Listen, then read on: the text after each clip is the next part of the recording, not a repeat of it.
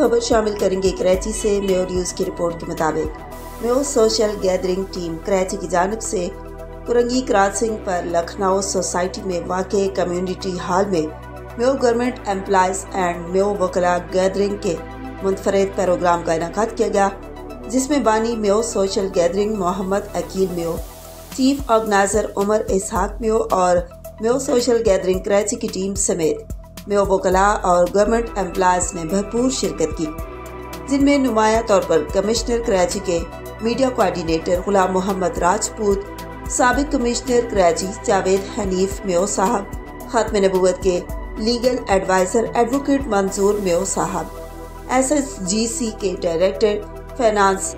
दानिश मकसूद मेयो साहब, साबका deputy director के MC कराची नईब मेयो साहब,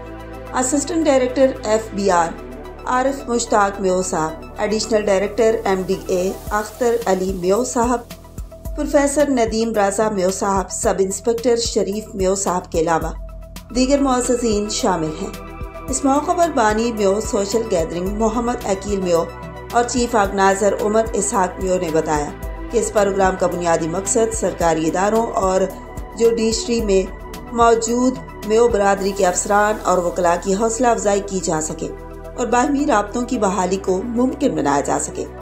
इस मौके पर साबिक कमिश्नर कराची जावेद हनीफ मेयो और कमिश्नर कराची सलीम राजपूत के कोऑर्डिनेटर गुलाम मोहम्मद राजपूत ने उनके पैगाम में कहा कि बरादरी की खिदमत उनकी अव्वलीन तरजीह है। गुलाम मोहम्मद राजपूत साहब ने मेयो सोशल गैदरिंग टीम की भरपूर हौसला अफजाई की।